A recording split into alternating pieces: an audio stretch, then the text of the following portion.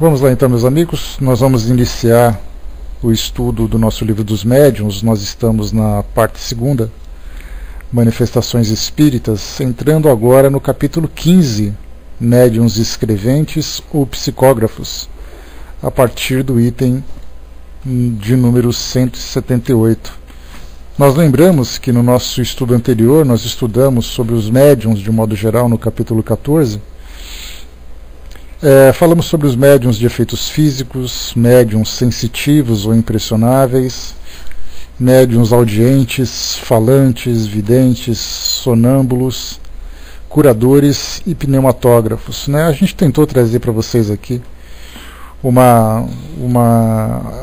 tentando ilustrar cada um desse tipo de mediunidade, principalmente trazendo a prática, né? Porque é o mais importante para nós, porque do contrário nós ficaremos apenas presos na teoria. E a gente procurou trazer aqui situações do cotidiano, exemplos que aparecem na mídia, na televisão, de um modo geral, para poder mostrar isso na prática, né? Aliás, falando em médiuns curadores, para quem não teve oportunidade de assistir, ontem no programa Transição falou sobre passes e cirurgias espirituais. Para quem quiser rever esse programa, dá uma chegadinha no site lá do programa Transição. Só escrever no Google Programa Transição que já vai aparecer o link ali facinho para vocês.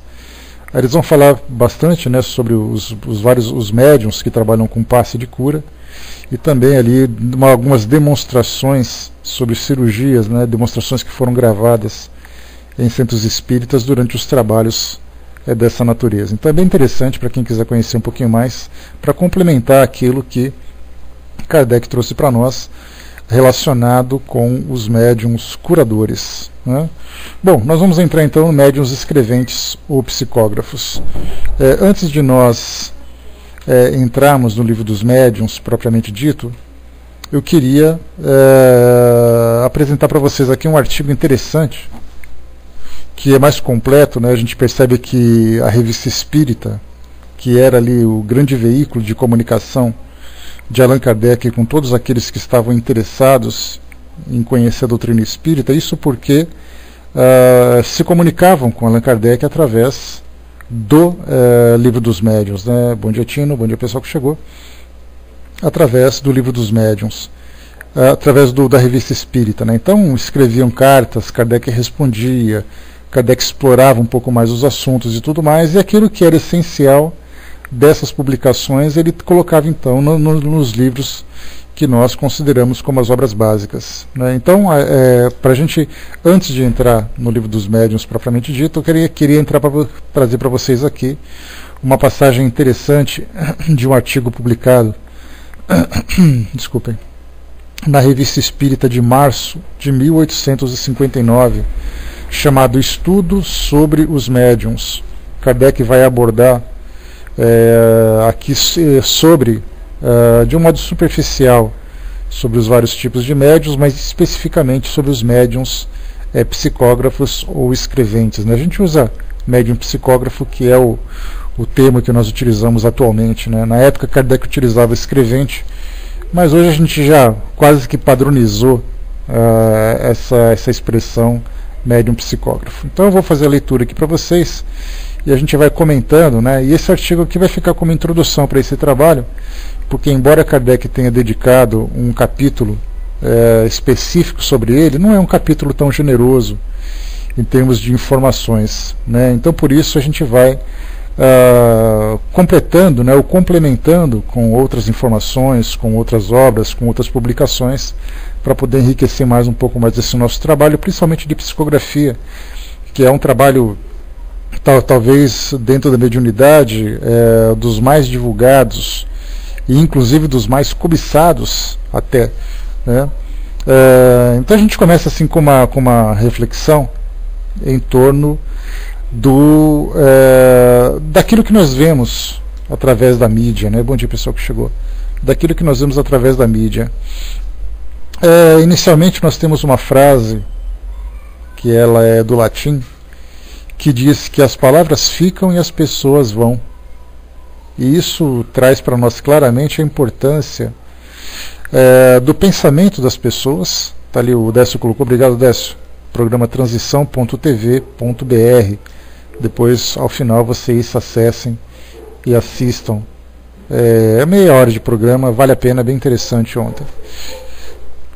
Então, o registro, né, das ideias das pessoas que passaram pelo mundo, né? Então a gente vê que tudo aquilo que as pessoas realizaram, tudo aquilo que as pessoas disseram, daquela produção material, daquela produção intelectual, aquilo vai ficando como registro da vivência daquela pessoa, dando uma ideia dos seus valores, uma ideia da sua natureza espiritual, dando ideia dos seus interesses, das suas intenções, tudo isso ficando registrado nas suas obras. E quando a gente trata sobre o Espiritismo, por exemplo, ou mesmo através da escrita, né, se nós pegarmos, por exemplo, os Evangelhos, nós temos ali a expressão daquilo que Jesus representou para a humanidade. Da mesma forma também outros pensadores, outras pessoas de grande importância para a humanidade também foram registradas em textos, né? Então a gente vê a importância da escrita. Quando o Espiritismo começou a ser elaborado através da comunicação dos espíritos, embora os efeitos físicos fossem os primeiros a chamar a atenção das pessoas, as mesas girantes, as manifestações físicas e tudo mais, tudo isso era exatamente para despertar a atenção das pessoas, para que algo fosse trazido do mundo espiritual em termos de ideias, em termos de pensamentos. Vimos ali então, através do próprio processo natural do desenvolvimento da doutrina, que dos efeitos físicos começaram os primeiros objetos a registrar as primeiras palavras, as primeiras ideias, os primeiros sentimentos, através da tipologia, através da sematologia, que nós já estudamos, depois através da própria psicografia, escrita através de cestas, através de outros objetos, até que veio então a mão do médium. Então nós estudamos ali sobre a mecânica da escrita, quando nós estudamos sobre os efeitos físicos, mostrando que a mão nada mais era do que uma outra cesta, um outro objeto que simplesmente segurava uma caneta, segurava um lápis e ali transmitia a sua ideia. O importante para nós era a ideia que vinha a partir dali. De lá para cá, né, naquela época ainda, Allan Kardec teve a grande preocupação, nós podemos observar isso, que raras são as comunicações que vieram através da psicofonia, através dos médiuns falantes. Os espíritos até falavam, tanto que Kardec estudou esse tema, né, desenvolveu esse tema no Livro dos Médiuns, porque esse fenômeno também era observado naquela época, só que muito mais para despertar a atenção das pessoas para a observação, porque para o registro propriamente dito deveria ser através da escrita. Não havia gravadores naquela época. Hoje nós até podemos fazer isso, né? Você faz uma gravação de um determinado tipo de trabalho, de um determinado tipo de estudo, e a partir dessa gravação você faz a transcrição, e aí então faz a divulgação, transmitindo, né, literalmente, ipsiliteris, aquilo que foi transmitido através da fala, através da oratória. Então podemos ver que todo o trabalho da codificação foi feito através da escrita, e não foi por acaso, né, não apenas por ser um trabalho muito mais fácil, porque os recursos que o espírito utiliza para a psicografia são menores do que para a psicofonia, por exemplo. Então isso facilita a comunicação, e além disso também, principalmente para manter registradas todas as ideias, para que pudesse desenvolver um corpo doutrinário. Aquilo que foi publicado através das perguntas e respostas, aquilo que foi publicado através de artigos, através de textos que os espíritos trouxeram para nós, a grande importância de manter aquilo registrado. Eu sempre brinco, né, que dá para ter uma ideia de como era a casa de Kardec com tanto e tanto de papel que ele escrevia, né, que vinha para ele publicado, né, escrito por outros médiuns, né. Então devia ter papel em cima dos armários, embaixo da cama, dentro das prateleiras, dentro das gavetas, em cima da mesa. Devia ser uma bagunça para poder organizar tudo aquilo e manter aquele material até que tudo fosse publicado adequadamente. Então, através da escrita, a doutrina espírita se desenvolveu. E através da escrita também os espíritos continuam até hoje trazendo as suas comunicações. Em 1944, se eu não me engano, foi quando foi publicada a primeira grande matéria num veículo de circulação nacional aqui no Brasil, na revista O Cruzeiro, quando foram até Uberaba, né, os jornalistas dessa revista, para fazer uma matéria sobre Chico Xavier. Isso porque já naquela época Chico começava a se destacar perante a sociedade brasileira através das publicações dos seus livros. Uma única obra, Instruções Psicofônicas, foi o primeiro livro que ele publicou, que depois foi transcrito, né, trazendo para nós informações do mundo espiritual.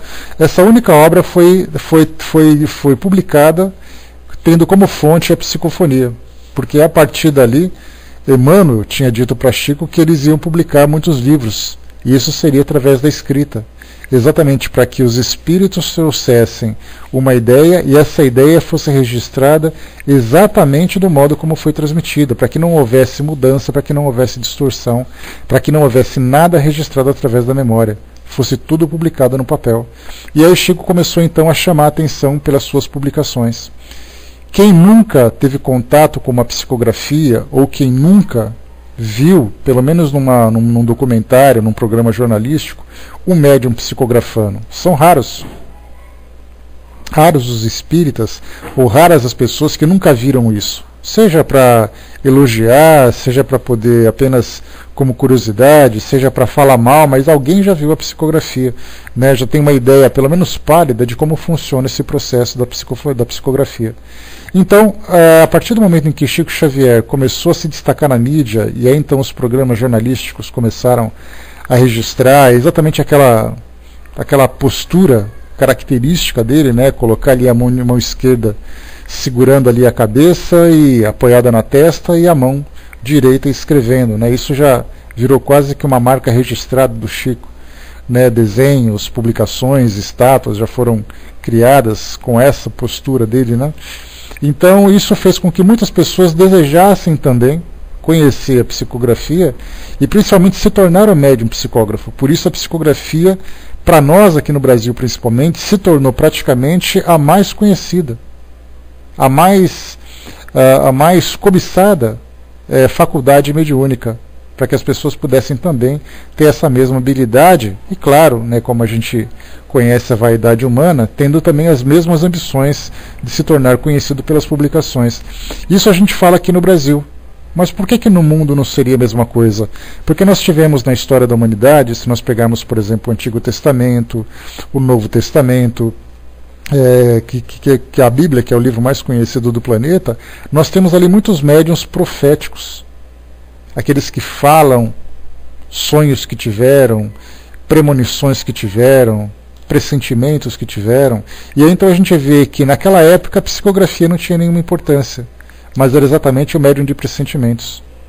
Nós temos ali médiuns curadores que em determinadas regiões do nosso planeta se destacaram. E aí então as crianças, as pessoas, os jovens, os adultos gostariam também de ser médiuns curadores para ser, por exemplo, como aquele curandeiro, como aquele pajé, como aquela pessoa que tem ali grande importância. Se nós chegarmos, por exemplo, em Abadiânia, no Rio, lá em Goiás, no estado de Goiás, nós temos ali João de Deus, aquele conhecido médium, que não é necessariamente espírita, mas espiritualista, mas que promove ali curas, né, que tem ali que ele é conhecido mundialmente. Naquela região, a grande influência que se tem é exatamente a mediunidade curativa, ou a mediunidade curadora.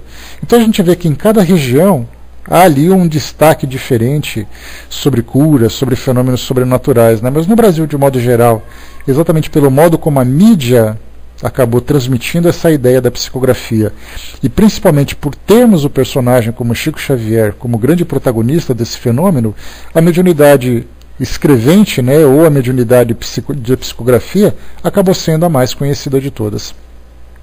E tanto a grande importância que nós vemos nessa psicografia, nessa faculdade, é exatamente aquilo que a própria Allan Kardec trouxe como destaque para nós. O capítulo 14 ele fala sobre várias mediunidades, várias faculdades, e no capítulo 15 ele trata especificamente sobre a psicografia. Então a gente vê que a codificação foi desenvolvida pela psicografia, os livros foram publicados através da psicografia, cartas foram trazidas através da psicografia. Então a gente vê que nesse processo de comunicação com o mundo espiritual, com os encarnados, a psicografia é o meio mais importante. A psicofonia é muito mais dirigida para trabalhos específicos dentro de casas espíritas, participação em palestras, a mediunidade de cura muito restrita a determinados ambientes, né, que o público não tem acesso, a não ser em alguns casos específicos, mas a psicografia é aquilo que mais popularizou a comunicação com os espíritos. Daí a importância que também Allan Kardec deu, e daí também, né, a tentativa que a gente vai fazer aqui para poder explorar um pouco mais esse assunto, trazendo subsídios de todos os lados. Muito bem, bom dia pessoal que chegou. Aqui então na Revista Espírita, março de 1859, tem um artigo chamado Estudo sobre os Médiuns. Vamos a ele então, para a gente conhecer um pouquinho mais sobre essa passagem, né? Isso porque muitas informações que tem nesse artigo não foram divulgadas no Livro dos Médiuns, porque Kardec tentou dar uma enxugada.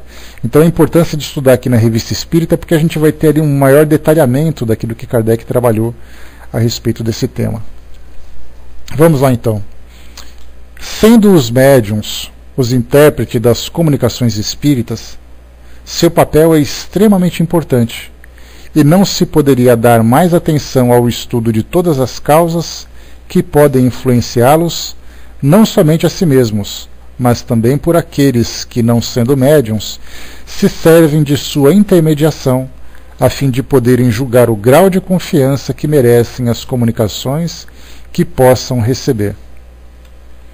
Todo mundo, dissemos, é mais ou menos médium, mas convencionou-se dar esse nome àqueles nos quais as manifestações são patentes e, por assim dizer, facultativas. Ora, entre esses últimos, há aptidões muito diferentes. Pode-se dizer que cada um tem a sua especialidade. Ao primeiro aspecto, se desenham duas categorias muito nitidamente talhadas: os médiuns de influências físicas e aqueles das comunicações inteligentes. Esses últimos apresentam numerosas variedades, cujas principais são os escreventes ou psicógrafos, os desenhistas, os falantes, os audientes e os videntes. Os médiuns poetas, músicos e poliglotas são variedades dos escreventes e dos falantes. Não voltaremos às definições que demos desses diferentes gêneros, mas não queremos lembrar, senão sucintamente, o conjunto para maior clareza. De todos os gêneros de médiuns, o mais comum é dos escreventes. É aquele mais fácil de se adquirir pelo exercício. Também é para esse lado que se dirigem, e com razão, os desejos e os esforços dos aspirantes. A gente vê aqui interessante, o que Kardec falava naquela época é mais ou menos aquilo que a gente vê hoje. Quantos médiuns se sentiram relegados ao esquecimento, ao anonimato, por serem médiuns psicofônicos, por serem médiuns de cura, enquanto Chico Xavier se destacava na mídia, trazendo a quantidade enorme de comunicações. Aí muitos médiuns ficavam assim: poxa vida, que médium que você é? Que tipo de mediunidade você tem? Aí ele enchia o peito e falava assim: eu sou médium psicógrafo. E você? Aí ele falava baixinho assim: eu sou médium psicofônico. Então ele sentia assim, até um certo constrangimento, porque as pessoas faziam uma discriminação daquilo que era psicografia, que era a grande estrela do momento, para as outras mediunidades que eram aquelas discretas, né? Se fosse então, no caso, né, daqueles médiuns de sustentação, o médium que dava passe, então coitado, ficava quase que esquecido, quase que desprezado, né? Então temos ali esses fatores, né? Elias, bom dia, né? Transcomunicação instrumental, né? É o nome correto, né? Depois a gente pode falar sobre esse assunto numa outra oportunidade. Nós chegamos a conversar na semana passada sobre isso, tá? Na sexta-feira a gente vai tentar fazer uma abordagem dos temas gerais assim que vocês propuserem. Então, se vocês quiserem trazer para nós esse tema na sexta-feira, a gente pode falar um pouquinho mais sobre ele. né? Nassim colocou, né, Chico Xavier não era um médium poliglota, né? Olha, alguns casos foram registrados, Nassim, de que em que o próprio Chico trouxe para nós assim algumas comunicações em línguas diferentes, tá? Então assim ele poderia ser considerado um médium poliglota no sentido de que é o chamado de xenoglossia, né, que é o nome mais conhecido atualmente, né? Então o médium poliglota é o médium que trabalha com xenoglossia, ou seja, ele não tem conhecimento de uma língua estrangeira, mas ele traz comunicações dessa língua através da psicografia ou através da psicofonia, né? Negrão colocou, né, os milhares de livros, mensagens, cartas, etc., psicografadas, não deixam margem para que as pessoas ignorem o assunto. Podem não acreditar, mas têm conhecimento. É aquilo que eu falei, né, Negrão? Dificilmente você vai encontrar alguém que nunca tenha visto ou tido contato com uma psicografia. Você pode ser de qual religião for, católico, evangélico, você pode ser ateu, mas invariavelmente você vai ligar a televisão, vai encontrar um Fantástico, um Globo Repórter, um outro programa qualquer, né? Na época, por exemplo, em 2010, quando nós tivemos ali a comemoração do centenário, né? Ou nós comemoraríamos o centenário de Chico Xavier. Ele desencarnou em 94. Em 2010 nós tivemos ali o ano de Chico Xavier, né, e a mídia trouxe exaustivamente informações sobre isso, e o resultado disso é aquela pesquisa que eu fiz, que eu mostrei para vocês, lá no site Espiritismo na Mídia Brasileira, quando nós temos ali, se nós fizermos um balanço sobre todos os anos em que o Espiritismo foi registrado, ou foi divulgado através da nossa mídia, a gente vê que em 2010 houve assim uma divulgação maciça, né, do Espiritismo, principalmente destacando a imagem de Chico Xavier, notoriamente no momento em que foi lançado o filme Nosso Lar, em que nós tivemos ali entrevistas em programas de auditório, em programas de entrevista, em jornalísticos, em documentários, em tudo quanto é lugar, se falava sobre Chico Xavier, se falava sobre psicografia, né? Então vamos lá. Vimos aqui então, né, os médiuns poetas e tal. Deixa eu ver aqui. Eles mesmos apresentam duas variedades, né, deixa eu só começar aqui o parágrafo. De todos os gêneros de médiuns, o mais comum é dos escreventes, e é aquele mais fácil de se adquirir pelo exercício. Também é para esse lado que se dirigem, com razão, os desejos e os esforços dos aspirantes. Eles mesmos apresentam duas variedades que geralmente são encontradas em várias outras categorias: os escreventes mecânicos e os escreventes intuitivos. Aqui no caso Kardec não abordou os semimecânicos, mas a gente já vai falar quando chegar no livro dos médiuns. Nos primeiros, nos mecânicos, o impulso da mão é independente da vontade. Ela se move por si mesma, sem que o médium tenha alguma consciência do que escreve, podendo seu pensamento estar em qualquer outra coisa. Aqui um relato interessante que eu já trouxe para vocês, no livro Viagem Espírita, de 1862 e outras viagens, que é uma coletânea de relatos, de informações que Kardec trouxe, de visitas que ele fez pela França e países ali próximos. Ele descrevia uma senhora que ela lia uma revista enquanto a mão psicografava. Então ela estava com o rosto virado para um lado e a mão escrevendo aqui para o outro lado, e as pessoas trocando papel enquanto ela escrevia. E de repente a mão parou de escrever e ela não tinha se dado conta que a psicografia tinha acabado, ou seja, ela não sabia absolutamente nada do que estava sendo escrito, ela tinha consciência apenas de que sua mão estava se movimentando, né? Então esse é um caso de médium mecânico, ele não tem ideia do que acontece. Quando nós falamos sobre os vários tipos de mediunidade, de um médium impressionável, o médium falante, o médium vidente, a gente lembra sempre que os espíritos, nesse caso, principalmente aqueles que provocam o fenômeno, interferem em regiões do cérebro do médium, fazendo com que determinados tipos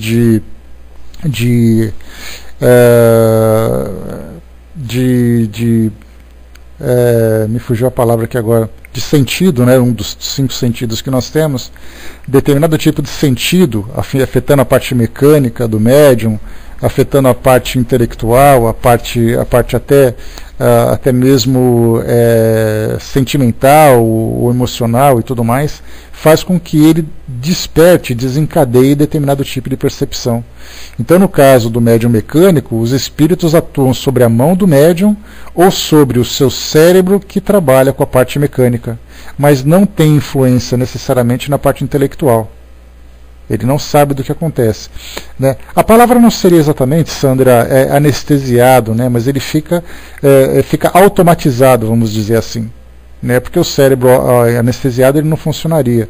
Mas quando ele fica automatizado, quer dizer que ele age por uma questão automática, independente da sua vontade. É simplesmente o lado mecânico que funciona, né? Tá, no médium intuitivo, que é a segunda forma de psicografia, o espírito atua sobre o cérebro. Seu pensamento atravessa, por assim dizer, o pensamento do médium sem que haja confusão. Disso resulta nele a consciência do que escreve, frequentemente mesmo uma consciência antecipada, porque a intuição antecede algumas vezes o movimento da mão, e todavia o pensamento expresso não é o do médium. Uma comparação bem simples nos faz compreender o fenômeno. Quando queremos conversar com alguém cuja língua não conhecemos, nos servimos de um intérprete. O intérprete tem consciência do pensamento dos interlocutores, deve compreendê-lo para exprimi-lo, e todavia esse pensamento não é seu. Pois bem, o papel de um médium intuitivo é o de um intérprete entre o espírito e nós.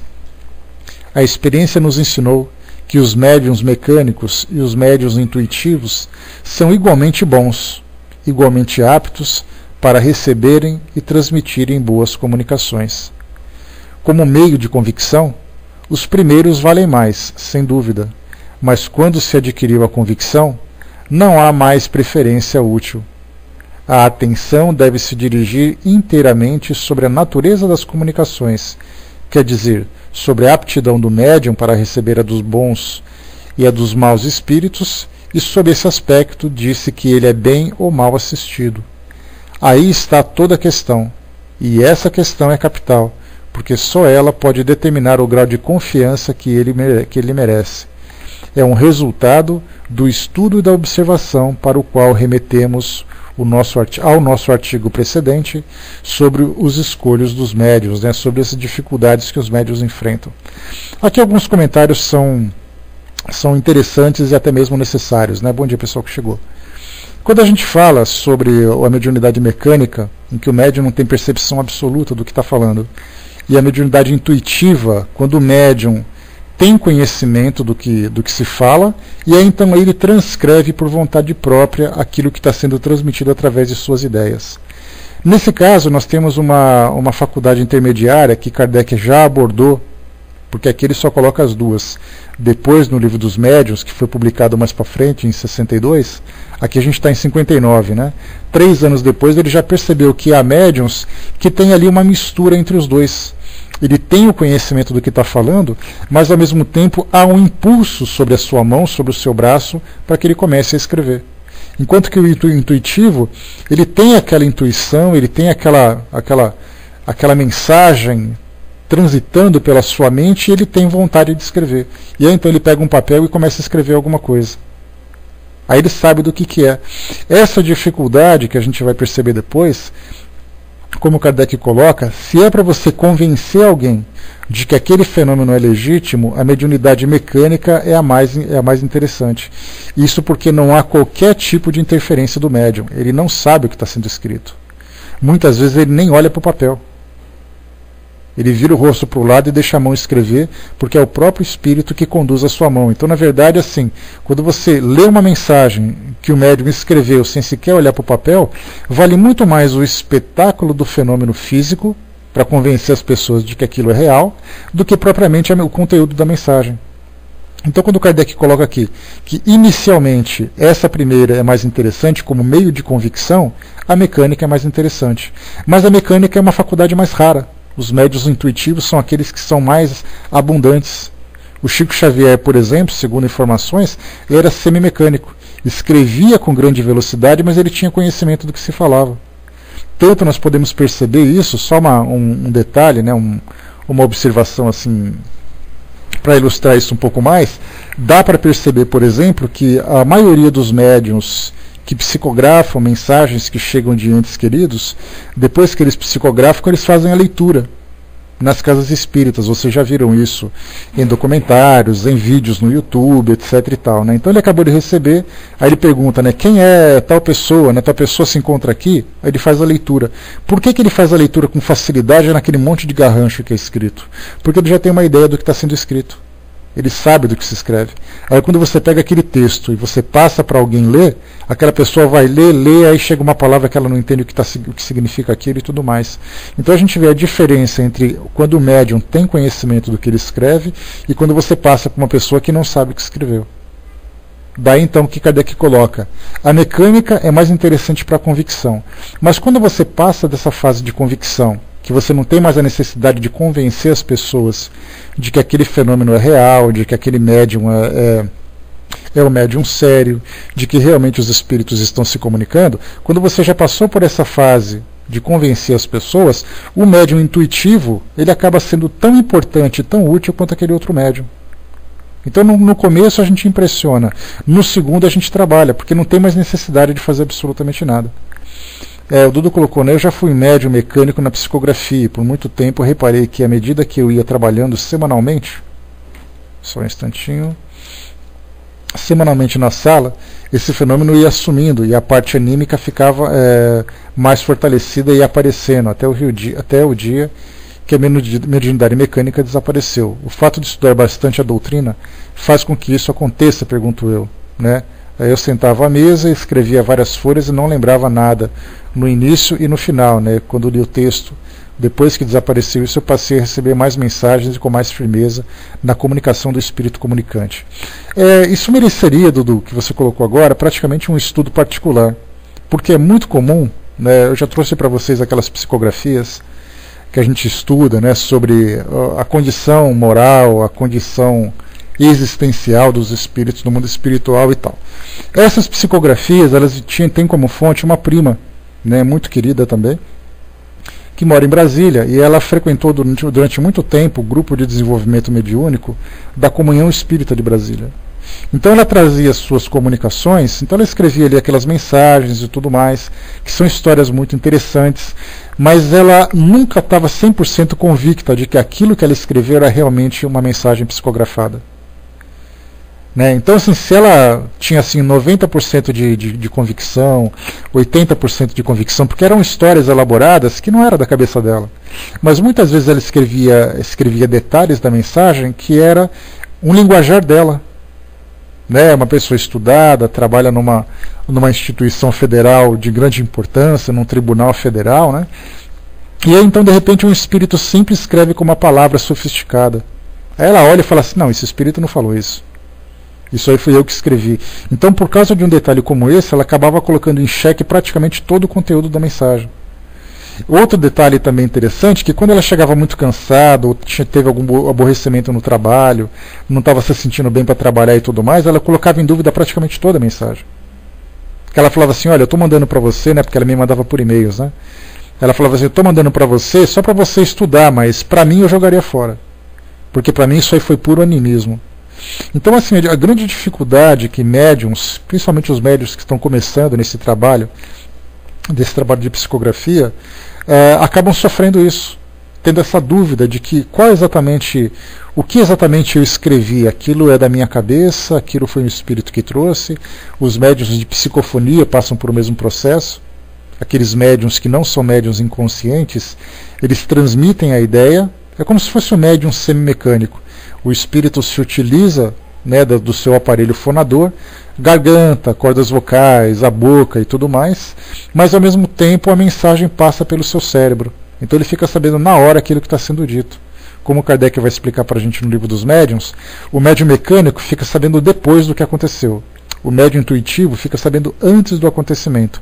O médium semimecânico fica sabendo na hora.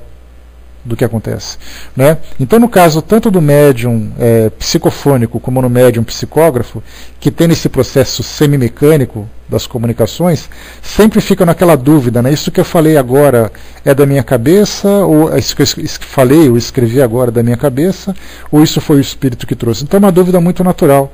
Muitos médiuns, inclusive, abandonam o trabalho mediúnico porque não acreditam no seu próprio potencial.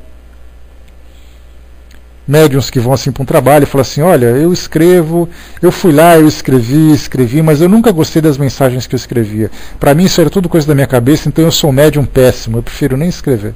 E acabam desistindo. Isso é muito mais frequente do que se imagina. Então, no caso, por exemplo, isso foi um caso que você vivenciou, de começar com a mediunidade mecânica e depois chegar com a mediunidade intuitiva, não é necessariamente um processo comum, em que todo mundo trabalha da mesma forma. No seu caso foi, olha, você é médium, essa é a prova. Então, a partir de agora, a gente vai deixar de trabalhar de uma forma mecânica, porque o mecânico, a gente lembra, tudo aquilo que é um fenômeno físico demanda maior desgaste para os espíritos e também para o próprio médium, porque há necessidade de fluidos. No caso de uma mediunidade intuitiva, basta que o médium transmita o pensamento, que o espírito transmita o pensamento, que o médium depois escreve. Então tudo aquilo a gente pode perceber que com o passar do tempo, assim foi com Allan Kardec, tudo começou com um fenômeno físico para despertar a atenção e depois passou exatamente para aquela parte mais intuitiva. Isso era muito desgastante para os espíritos que têm muito mais trabalho. Não que haja um desgaste físico para os espíritos, mas é aquele desgaste mental de você ficar tentando escrever alguma coisa e não conseguir, o médium não colaborar, o fluido não ser de uma quantidade suficiente para que ele possa envolver o braço do médium para escrever, ou então escrever tudo aquilo que escreve, né? Psicofônico é aquele médium que fala, Sandra, né? O médium falante, né, que a gente vê, né? Principalmente nas reuniões mediúnicas a gente vê muito isso, tá? Então, assim, não é um processo natural isso que você vivenciou, a gente vê pela lógica que era para te trabalhar para isso. Né? Mas isso não é comum em todos os médiuns. Muitos médiuns já começam como médium intuitivo e têm muitas dúvidas com relação à qualidade do seu trabalho, à própria veracidade do seu trabalho. Né? Você colocou ali em cima também, né? Eu recebia antes uma só comunicação com várias folhas como mecânico. Né? Depois não, né? Eu passei a receber vários espíritos que mandavam suas mensagens mais bem elaboradas, né? E de bom entendimento, era isso. Né? Pois é. Né, mas eu não lembrava de nada, né, como eu poderia duvidar do que veio depois do trabalho, pergunto eu, né? Eu duvidar do que, pois é, essa é uma questão que se veio de uma forma mecânica para você é para te convencer, né, não tem como, né? Agora, por que de tudo isso, né, eu já não sei te dizer. Né? Deixa eu ver aqui, o Braz lembrou aqui, né, se o médium não lembra nada, já é bom sinal, né? Pelo menos no caso da mediunidade. Né, mas há muitos casos em que os médiums que são mais experientes são aqueles médiums que têm conhecimento daquilo que acontece. Né, são aqueles médiums que sabem do que estão fazendo. Então, não que o médium mecânico seja o médium inferior, né, mas o trabalho acaba sendo melhor qualificado quando o médium acaba tendo conhecimento daquilo que está sendo tratado e que ele tenha experiência para não interferir no trabalho, porque esse é o grande problema. Né, depois a gente vai falar um pouquinho sobre isso. Muitos livros são publicados, né? Já falo já, Sandra. Muitos livros são publicados, livros de pouca qualidade, aqueles romances que trazem informações equivocadas, aqueles romances que acabam falando muito e dizendo pouca coisa e tudo mais. Muitas vezes a gente olha assim e fala assim, nossa, esse espírito aqui não presta.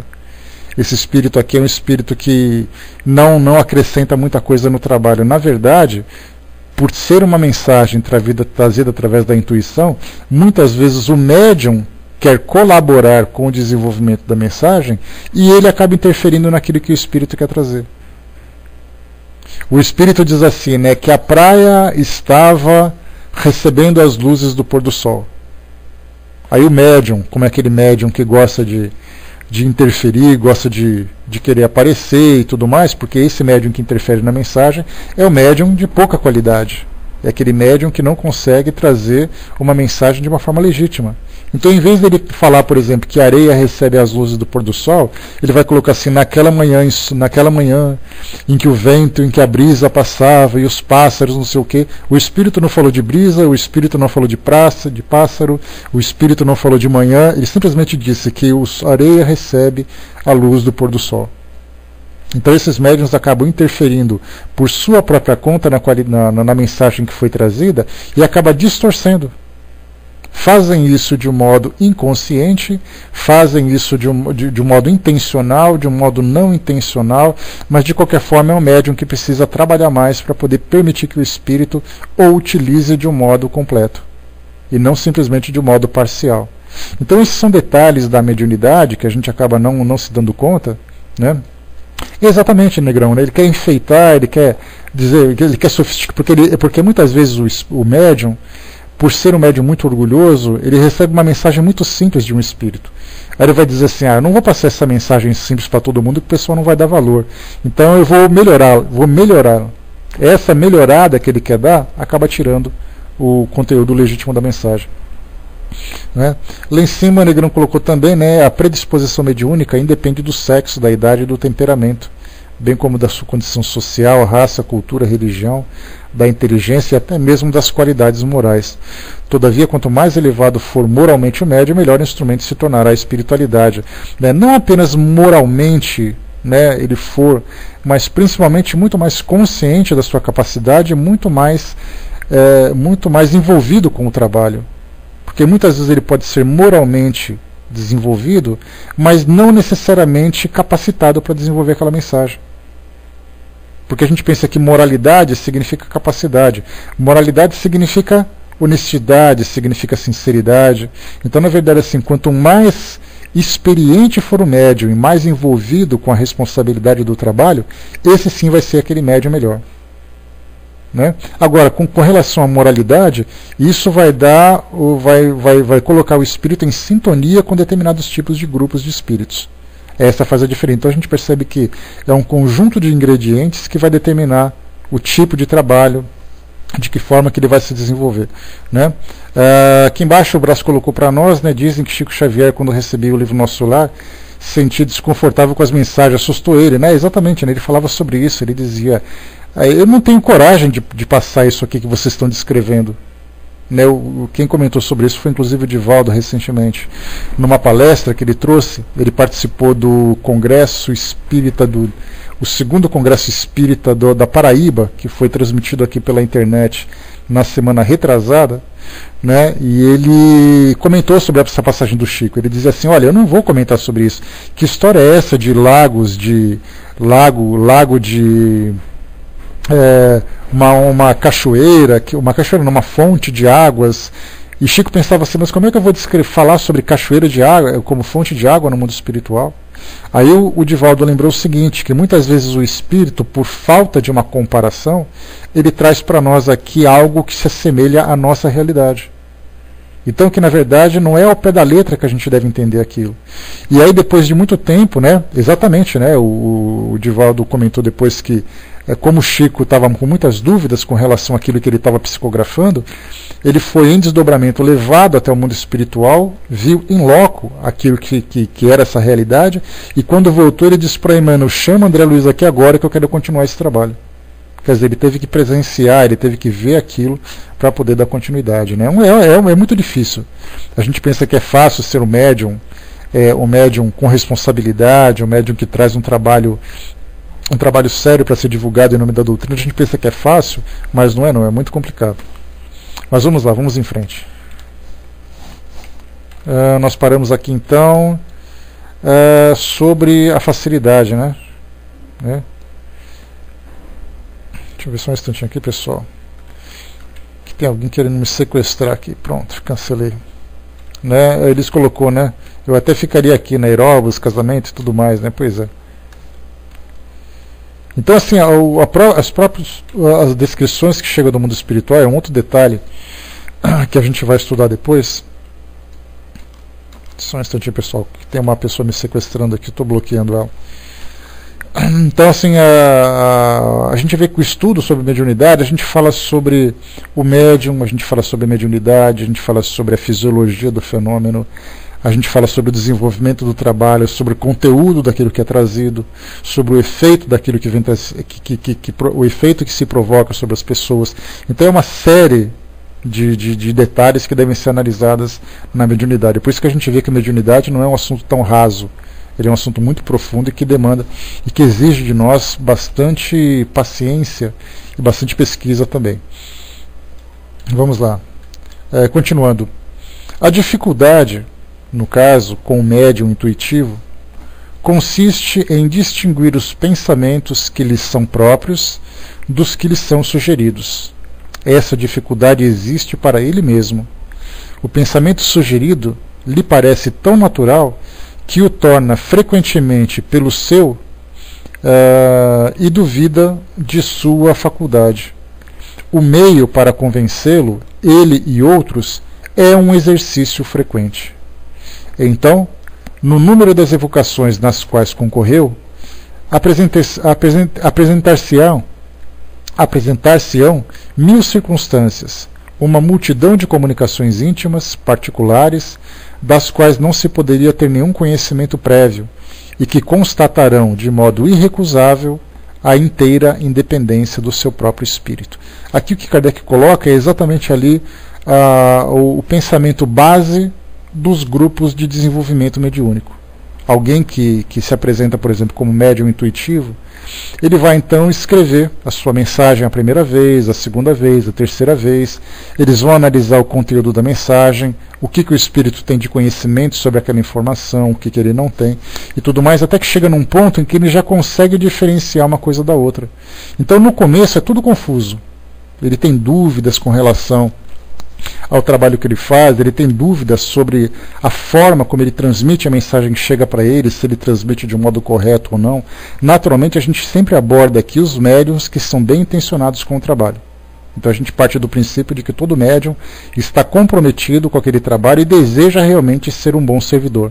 Mas naquele início é sempre duvidoso. Então há necessidade de um exercício constante para que ele possa, em cada mensagem, fazer ali um filtro daquilo que é seu, daquilo que é o espírito, daquilo que ele conhece ou não conhece. No caso, os orientadores desses trabalhos de desenvolvimento já conhecem, já sabem mais ou menos como conduzir esses médiuns que são inexperientes ainda, tanto da psicofonia como da psicografia. Então eles já sabem ali conduzir o pensamento, já sabem orientar, já sabem apontar ali até onde começa o animismo, onde começa a mensagem propriamente dita, porque aí o espírito, o médium, depois que ele guarda essa experiência, a gente já viu como é que funciona. É na minha casa mesmo, Elis. Se eu ver o caminhão do gás aqui, se quiser eu chamo ele para você lá rapidinho. Então vocês vão ouvir cachorro, vocês vão ouvir caminhão de gás, vocês vão ouvir de tudo aqui. Pode deixar. A Miriam colocou, eu lembro de um relato de uma médium na casa espírita, de um trabalho mediúnico que participava, onde na avaliação os médiuns sempre diziam que não tinham consciência do conteúdo da mensagem que recebia. Era um dia então questionou se só ela tinha essa consciência, se sentindo fora do contexto do trabalho. E alguns acabaram admitindo que tinham certa consciência, mas não sabiam filtrar. E então era mais fácil dizer que tudo vinha do espírito. Nesse caso, por exemplo, Miriam, nós temos ali, num grupo como esse, em que vários médiuns que se colocam como médiuns inconscientes, e um médium que diz que tem consciência, a gente pode perceber que existe um certo bullying nessa história, porque esse médium consciente, ele é sempre acusado, de certa forma, de alterar a mensagem original, porque ele tem conhecimento prévio. Enquanto que os outros podem dizer assim, olha, eu não tenho culpa nenhuma, a mensagem veio do jeito que está aí, acabou e pronto. Então é muito interessante quando a gente observa o desenvolvimento desses trabalhos, como eu coloquei para vocês, embora eu não seja médium, essa minha prima escrevia para mim assim, todos os relatos, porque eu sou, já falei para você que eu sou médium sanguessuga, eu sugo aquilo que os médiums sabem. E aí então ela sempre me contava, eu falava, me conta tudo o que aconteceu lá. Ela falava, aconteceu a prece, aconteceu a leitura de tal mensagem, os médiums receberam mensagem desse jeito, o outro recebeu do outro jeito. Então ela ia descrevendo, então a gente vê assim, a variedade de situações que tem num grupo de desenvolvimento, e os médiums não sabem lidar com isso. E era interessante, porque enquanto ela, por exemplo, ela era médium vidente, psicógrafa, psicofônica, audiente, ela é médium de tudo, né? Então, enquanto ela recebia uma mensagem, um outro médium via aquilo que estava acontecendo, né? Deixa eu ver aqui. Eles perguntou, no caso aqui, o nosso grupo é um grupo pessoal, um grupo particular, onde a gente faz estudos espontâneos, né? Então é sempre feito na nossa residência mesmo, né? Não existe nenhum tipo de trabalho, né? Deixa eu ver aqui. Não entendi que você perguntou, tá? As duas, tá? Das duas formas. Da mesma forma que nós estamos fazendo um estudo aqui agora, que é um estudo teórico, de conversar sobre isso e tudo mais, nas casas espíritas, por exemplo, você tem a oportunidade de trocar experiências com outros médiuns, ao mesmo tempo de pôr em prática aquilo que você está estudando. Tá? Então, assim, o ideal é que o médium não se prenda, aliás, o estudante do espiritismo não se prenda apenas ao estudo na casa espírita.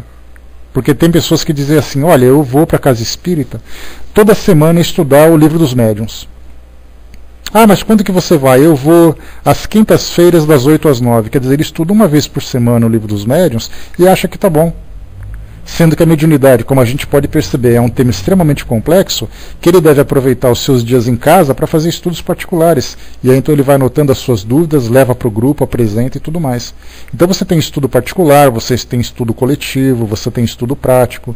Então é uma série de situações que valem a pena, né? Quer dizer, como qualquer coisa na vida, se você é um advogado, por exemplo, você é uma advogada, e você espera apenas para estudar na faculdade, você vai ser um mau profissional.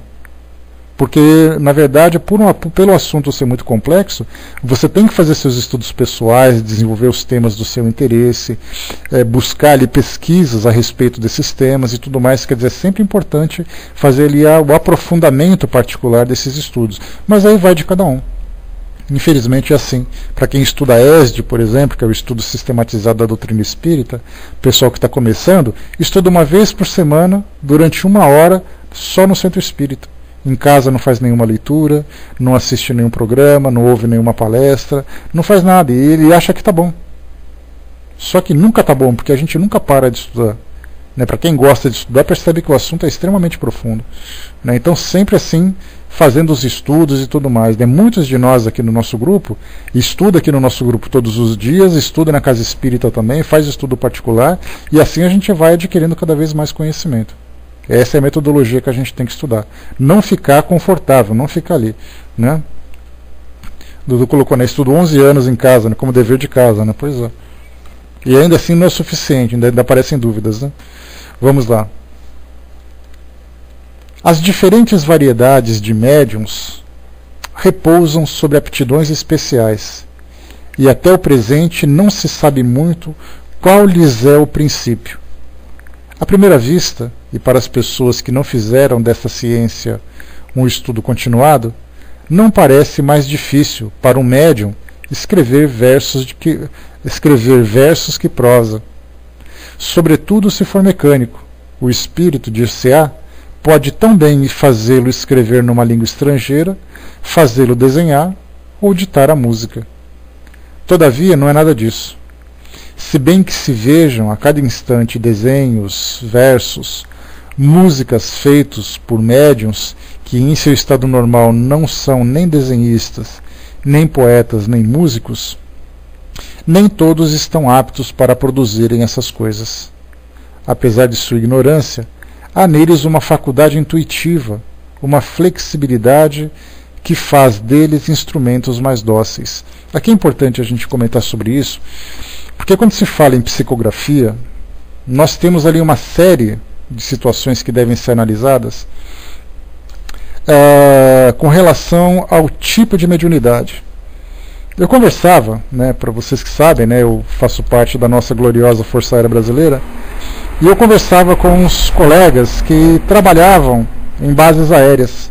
Aí, um assunto aqui, um assunto ali, eu comecei a perguntar, a título de curiosidade, né, que tipo de avião que vocês trabalhavam lá na base?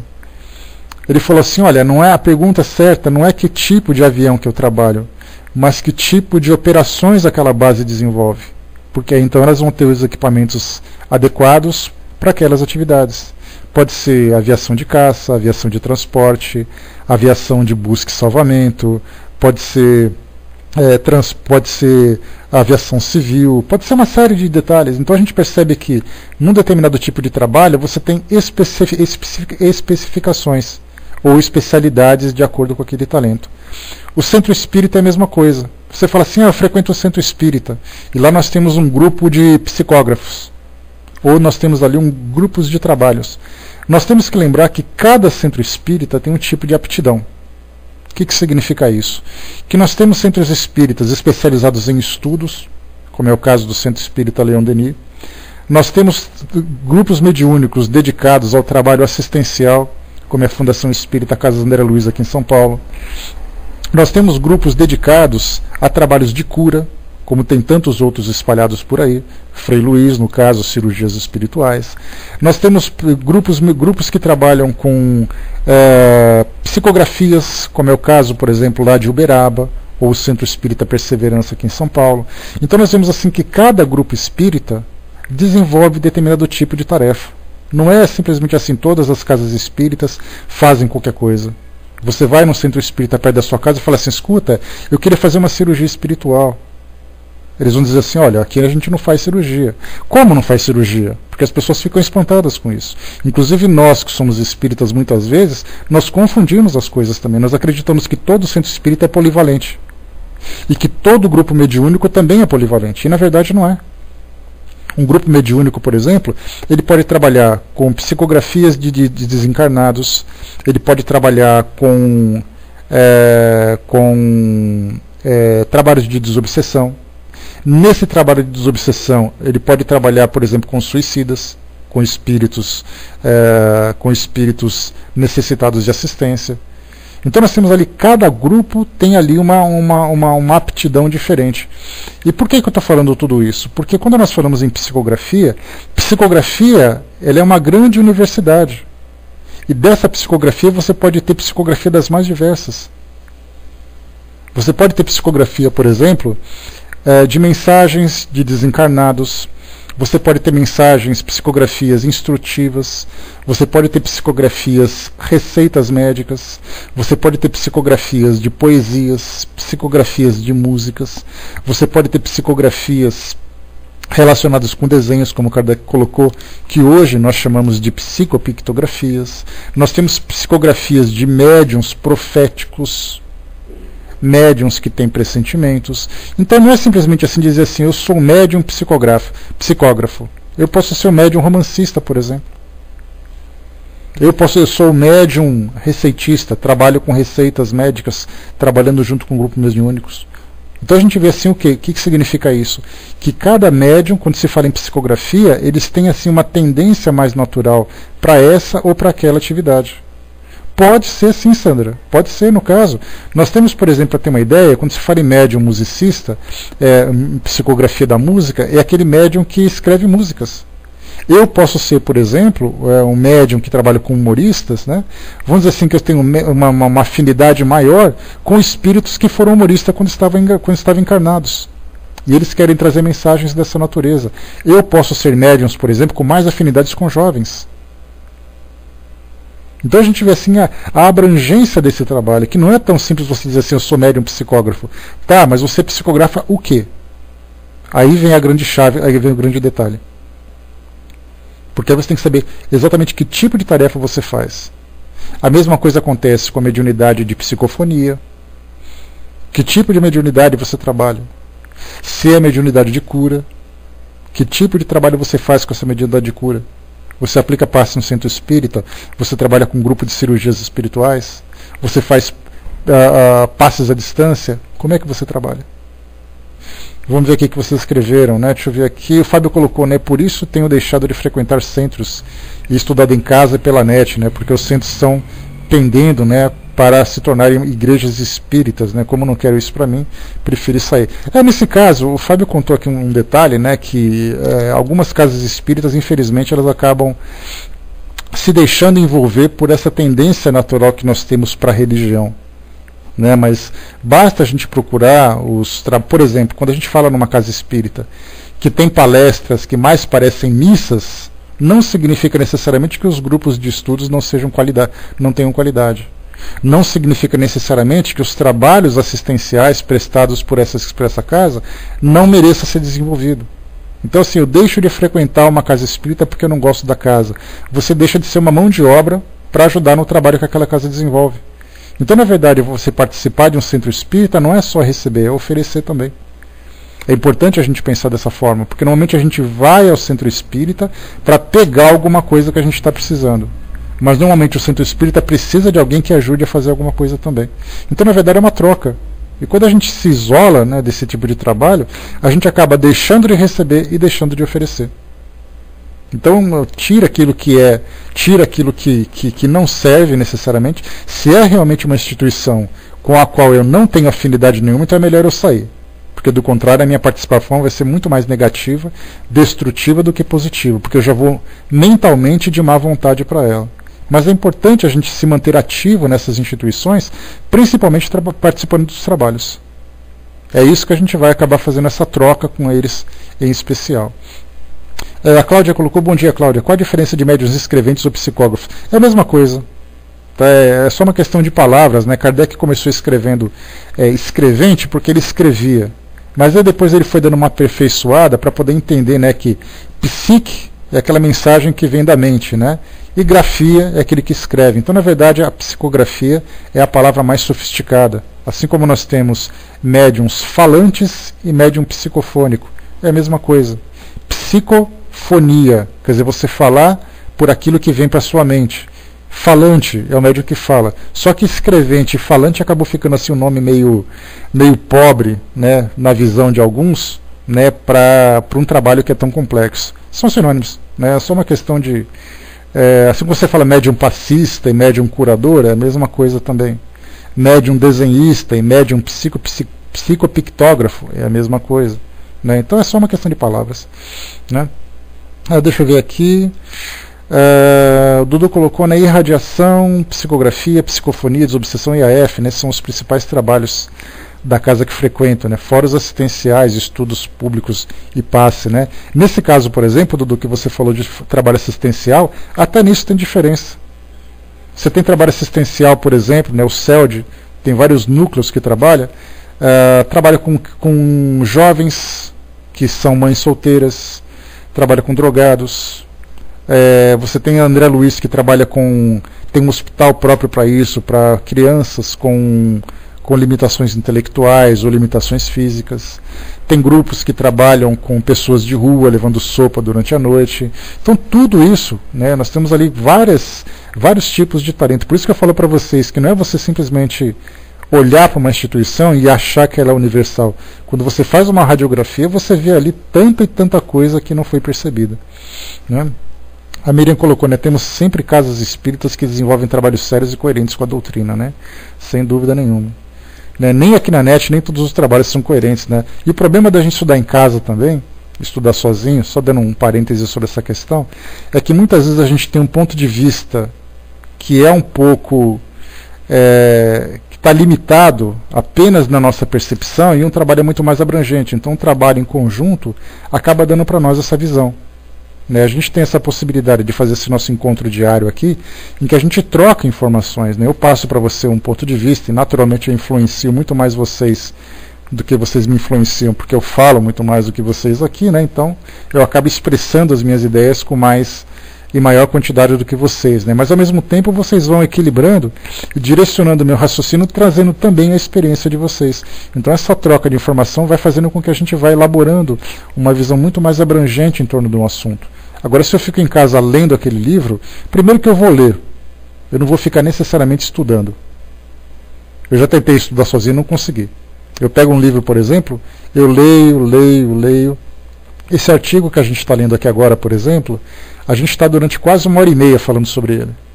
Se eu tivesse lido esse arquivo, e esse texto, e eu li antes da gente começar, eu li em 10 minutos. Li com calma, fui prestando atenção e tudo mais. Então olha a diferença entre você analisar um artigo em 10 minutos e você analisar o mesmo artigo em 1h30 trocando ideias com outras pessoas. Então essa é a virtude que a gente tem, né? O Fábio colocou, né, receber essa pergunta e gostaria de ajuda dos amigos, né? Uma dúvida. Qual a probabilidade de larvas e espíritos atrasados ou não se aproveitarem da energia do sangue? né, que estão e restam nos hospitais, dadas as rotinas de cirurgias, ou depois continuar lá dos cirurgiões, médicos, enfermeiros obsediando-os. Pergunta interessante essa, Fábio. Tem uma passagem de um dos livros de André Luiz, que ele fala sobre uma visita que ele fez ao matadouro. Se eu não me engano, foi no livro Libertação. Me corrijam se eu estiver errado. E aí então ele vê a quantidade de espíritos que estão ali absorvendo aquelas emanações fluídicas daqueles animais que estão ali desencarnando dessa forma. No caso dos hospitais, é uma situação bastante diferente. Por que isso tudo? Porque o hospital ele é um ambiente que normalmente tem grande proteção do mundo espiritual. E aí então não permite a aproximação desses espíritos que têm essa intenção. Então, no caso, por exemplo, se o médium, se o médico é alguém que não tem valores morais adequados, ele vai ter os seus obsessores. Mas é o médium que vai passar por isso, não o ambiente onde ele se encontra. Porque quando ele sai desse ambiente, ele está à sua própria sorte. No caso de um hospital que tem essa proteção magnética do mundo espiritual, os mentores estão ali trabalhando, médicos do mundo espiritual, assistentes do mundo espiritual, estão ali trabalhando com os profissionais e com os pacientes. Então o ambiente é um ambiente muito característico, com muita proteção.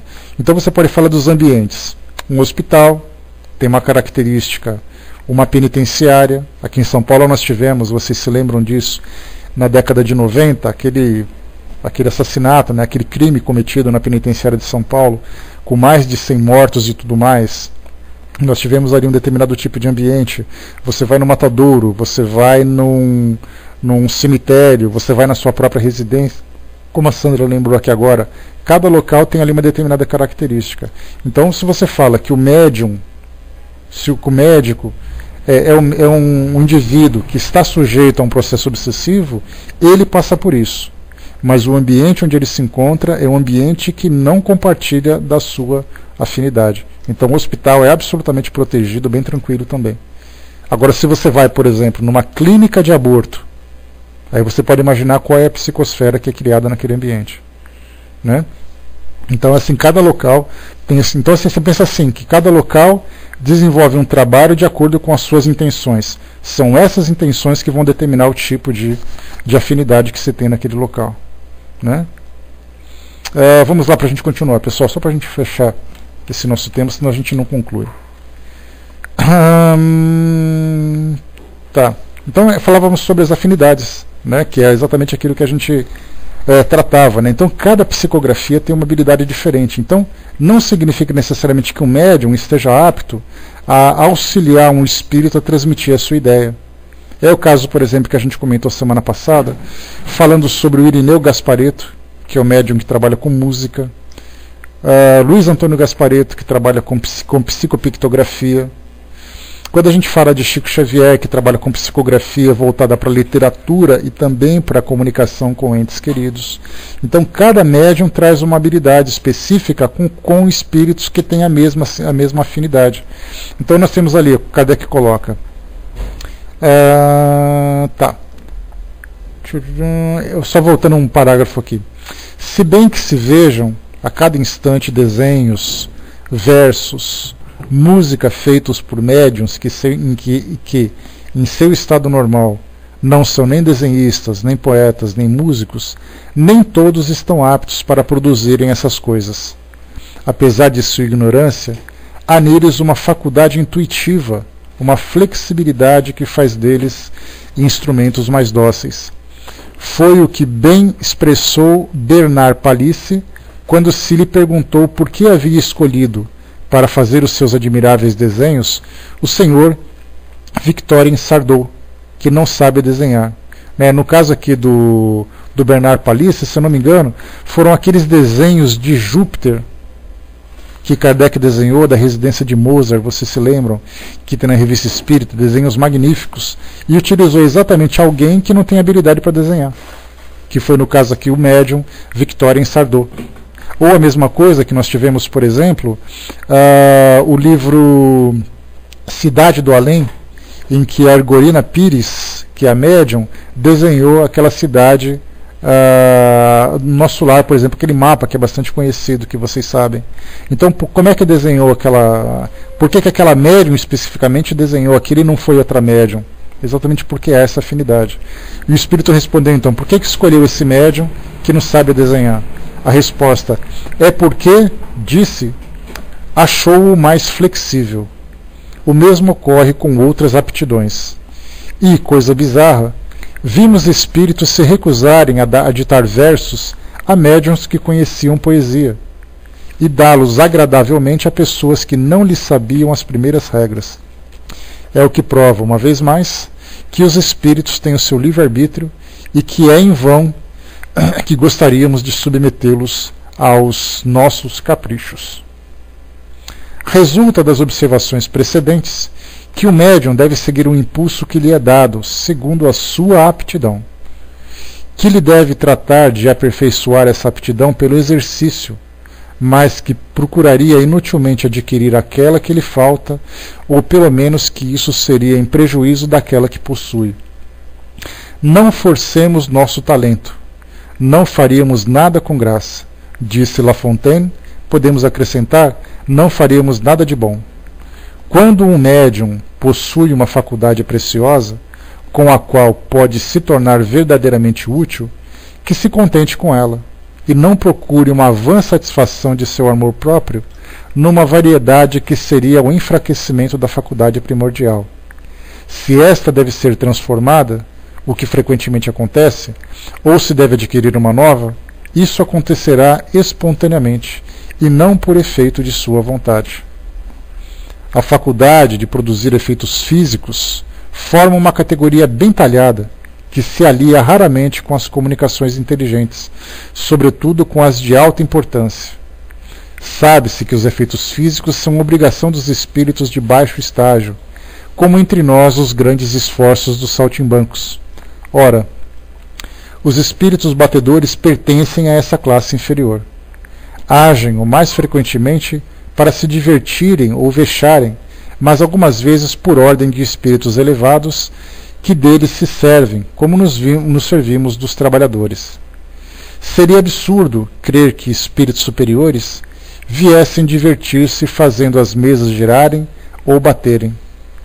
Servem-se desses meios, dizemos nós, como intermediários, seja com o objetivo de convencerem, seja para se comunicarem conosco, quando não lhes oferecemos outros meios, mas o abandonam no momento que possam atuar por um meio mais rápido, mais cômodo e mais direto, como abandonamos o telégrafo aéreo desde que tivemos o telégrafo elétrico.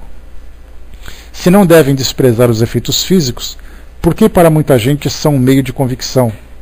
Oferecem, aliás, um precioso objeto de estudo sobre as forças ocultas. Mas é notável que os espíritos os recusem, em geral, àqueles que não têm mais necessidade, ou, pelo menos, não aconselham se ocupar de um modo especial.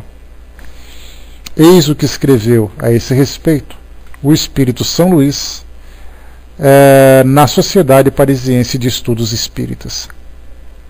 Zombaram das mesas girantes, não zombarão jamais da filosofia, da sabedoria, da clareza que brilham nas comunicações sérias. Isso foi o vestíbulo da ciência. É aí que, ao entrar, devemos deixar os preconceitos, como se deixa o casaco. Não posso vos convidar muito a fazerem de vossas reuniões um centro sério, que em outro lugar façam demonstrações físicas, em outro veja-se, em outro ouça-se, que entre vós compreenda-se e se ame. Que pensais ser, aos olhos dos espíritos superiores, quando fazeis girar uma mesa? Ignorantes. Os sábios passam seu tempo a repensar o A, B, C da ciência, ao passo que, vendo-vos procurarem as comunicações sérias, comunicar-vos-ão como homens sérios em busca da verdade. E aqui nesse caso a gente viu que São Luís fala que aquelas instituições que trabalhavam apenas com manifestações físicas, com movimentações de objetos e tudo mais, eram movimentações que eram vistas pelos espíritos como aquelas que estavam ainda nos estágios primitivos. No caso das comunicações que trabalhavam com a filosofia, era ali que estavam as grandes mentes. Era ali que estavam os espíritos mais elevados. Para a gente poder fechar, é possível resumir de modo mais lógico e mais preciso o caráter dos dois gêneros de manifestações. Aqueles que têm comunicações elevadas deve-as à assistência dos bons espíritos. É um sinal de sua simpatia por ele. Renunciá-las para procurar efeitos materiais é deixar uma sociedade escolhida por outra mais baixa. Querer aliar as duas coisas é chamar ao redor de si seres antipáticos, e nesse conflito é provável que os bons se irão e os maus permanecerão. Longe de nos desprezar os médiuns de influências físicas, têm sua razão de ser, seu fim providencial. Prestam incontestáveis serviços à ciência espírita. Mas quando o médium possui uma faculdade que pode colocá-lo em prática em relação com seres superiores, não compreendemos que dela abdique, ou mesmo que deseje outras, de outro modo que por ignorância, porque frequentemente a ambição de querer ser tudo faz que se acabe por não ser nada. Porque tem muitos médiuns que dizem assim, eu sou médium de cura, mas eu queria tanto ser médium de psicografia. Aí começam então a vir a ambição humana, o amor próprio, porque ele quer ser importante, ele quer fazer uma coisa que todo mundo aprecia, que todo mundo elogie, coisa e tal, sendo que ele poderia ser um médium absolutamente discreto. Então, na verdade, o que Kardec coloca é: trabalhe com a mediunidade que você possui, trabalhe com a tendência que você desenvolve. Não queira, por exemplo, se você é um médium para escrever um livro, não queira ser um médium para poder trazer comunicações de outros entes queridos, porque isso não é da sua natureza. Se isso vier a acontecer, virá naturalmente. Lá em cima, eles colocou as benzedeiras, muito conhecidas no interior das pequenas cidades, podem ser consideradas como médium, podem ser consideradas, não, elas são médiums de cura de altíssima potência. A gente já falou sobre isso, Elisa, aqui você não frequenta a nossa sala, mas esses assuntos são muito recorrentes aqui. Inclusive eu recomendei, antes da gente encerrar o nosso ano, um documentário muito interessante que você coloca no YouTube e coloca documentário benzedeiras. Tá? Você vai encontrar muitos documentários que mostram, principalmente no interior do Piauí, deixa eu lembrar aqui, é no interior da Paraíba, se eu não me engano, eu não me recordo o que eu tinha recomendado, e ali mostra o trabalho daquelas senhorinhas que tem aquela prece tranquila, aquela prece serena, faz ali, usam seus ramos, usam suas cruzes e tudo mais, e na verdade são médiuns potentíssimas de cura. Porque a gente acha que médium de cura, aliás a gente acha, como eu sempre coloco aqui na nossa sala, a gente sempre acha que os médiuns são aqueles presos dentro das casas espíritas. E eu já li para vocês aqui, a gente vai ler futuramente aqui, futuramente não, no nosso próximo encontro, o nosso livro A Mediunidade dos Santos, os médiuns psicógrafos dentro da Igreja Católica. Então a gente tem curas, aquilo que a gente chama de milagres, aquilo que a gente chama de mensagens do além, do mundo espiritual, não sei o quê, tudo isso são médiuns espalhados pelo mundo afora. Você tem médium numa residência, você tem médium numa igreja, você tem médium num hospital, você tem médium numa fazenda, você tem médium em tudo quanto é lugar. O importante é sempre a gente prestar atenção nesse detalhe. O Negrão colocou lá em cima, sempre gostei da harmonia da música, A Casa do Sol Nascente. E ontem acordei e fiz uma versão que fala sobre o amor. Será que fui intuído? Eu penso que fui, Negrão, a gente conhece o nosso potencial. Se por acaso a gente tem assim aquele impulso para escrever algo que no estado normal a gente não escreveria, Eu falava para vocês na semana passada sobre a questão da humildade, que teve um colega nosso aqui da sala que perguntou, para onde a humildade vai levar o mundo? E eu falava para vocês sobre humildade para cá, humildade para lá, aquela coisa toda. E de repente veio uma frase que parecia uma pancada na minha cabeça. Humildade não é fraqueza. E eu estava falando de uma coisa, assim, de um raciocínio, e de repente essa pancada veio e me falou isso. É algo que é muito raro de acontecer comigo. É algo que eu não costumo pressentir, não costumo sentir. Eu sempre vou falando assim uma coisa muito encadeada na minha cabeça. Mas essa frase veio quase que atropelando aquilo que eu falava. Humildade não é fraqueza. E a partir daí a gente começou a compreender que humildade não é aquela fraqueza que a gente imagina, ela pode ser muito mais forte do que a gente imagina. Então a gente sabe exatamente como as coisas funcionam na nossa cabeça, né? Se vê alguma coisa diferente, mais poderosa do que a gente é capaz de compreender, certamente foi uma intuição. A Val colocou para nós, né, Padre Vitor de Aparecida nos provou isso com seu livro psicografado. Ele era intuído por Bezerra de Menezes nos seus sermões, né? Então tá ali, bem interessante que a Val colocou para nós também. Mas a gente vai falar um pouquinho mais sobre esse assunto no nosso próximo encontro. Então, pessoal, essa introdução que nós fizemos agora foi então da Revista Espírita. Se vocês quiserem reler esse artigo, mês de março de 1859, o artigo intitulado Estudo sobre os Médiuns. Tá, então, só vocês relerem, tá fazendo a lição de casa. E também, como eu falei para vocês, no programa Transição de ontem, que já se encontra disponível lá no site do programa Transição, programatransição.tv.br, deem uma olhada que falou sobre curas, tá? Tratamentos na casa espírita, passes, cirurgias espirituais. Isso vai ilustrar bastante para vocês sobre mediunidade de cura. Tá? Bem interessante, vale a pena vocês fazerem aí essa lição de casa. E amanhã a gente está de volta por aqui, antes da gente terminar. Nós vamos falar sobre... Nós estamos falando sobre esperanças e consolações lá do livro dos médiuns. Tá? Então, depois eu vejo direitinho qual é o tema específico e nós acabamos aqui o nosso... fechamos um capítulo antes do nosso recesso. Eu vou passar para o nosso amigo Braz, então, que vai fazer o encerramento para nós, e depois a gente volta.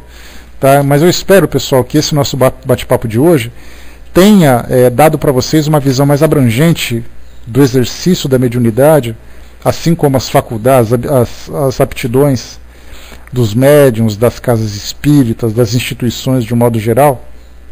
Tá? Porque é importante a gente ter essa visão. Tá? A gente vai trazer um pouquinho mais sobre psicografias no nosso próximo encontro. Nós temos na Revista Espíritas várias publicações para a gente poder fazer uma comparação entre cada uma